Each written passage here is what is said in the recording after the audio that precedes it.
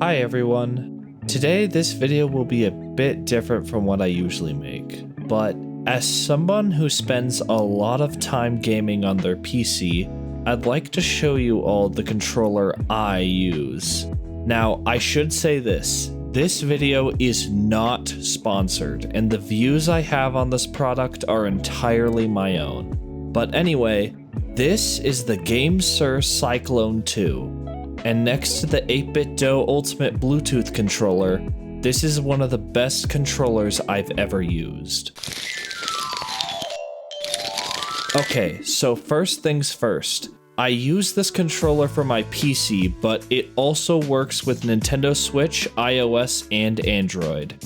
The controller itself retails for $50, but if you chip in an extra $5, you'll get a charging stand.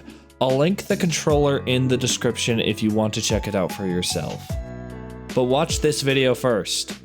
Alright, so right off the bat, the Cyclone 2 looks almost identical to that of an Xbox One or Series X controller, which I like. Those controllers already have a great shape to them. The face buttons are also really good. Rather than using membrane or tactile, they use micro switches like those of a mechanical keyboard or mouse click.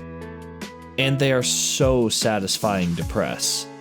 The thumbsticks also have these anti-friction rings, so they are really smooth, and they also won't drift. The sticks, rather than using Hall effect, are actually using something called tunneling magnetoresistance, or TMR for short, which in theory should be better than Hall effect and last much longer. The D-pad is tactile, but it's a very soft press, and still super precise.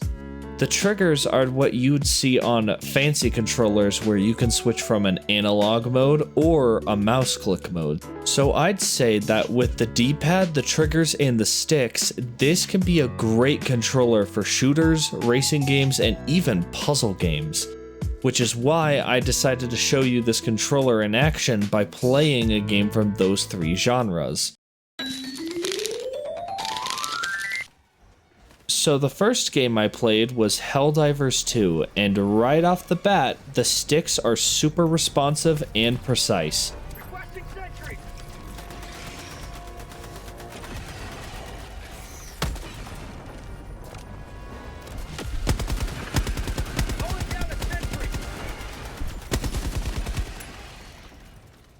I then decided to test out the D-pad with Puyo Puyo Tetris 2.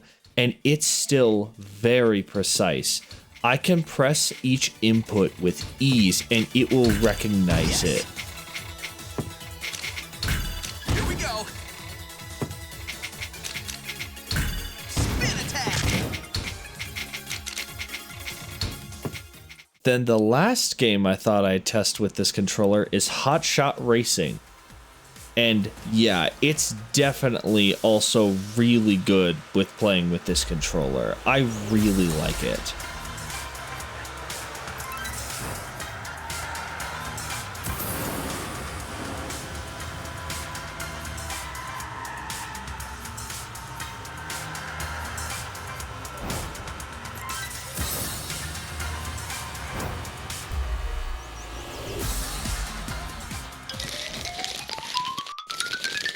Okay, now should be a good time to talk about connectivity, because there are some things I should say.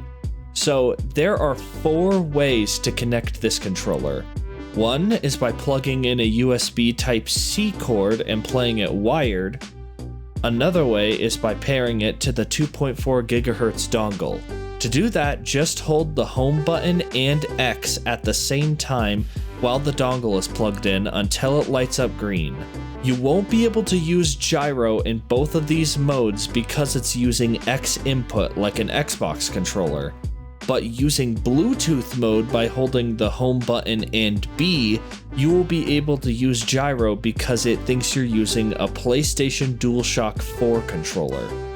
And then by holding the home button and Y, you'll be able to connect to a Nintendo Switch, as well with the option to use gyro. Now, with other GameSir controllers, the Cyclone 2 is compatible with GameSir's software. With it, you can tune dead zones on the joysticks, change the colors of the RGB lights, test button inputs, and make sure everything works properly. You can also use it to update the firmware.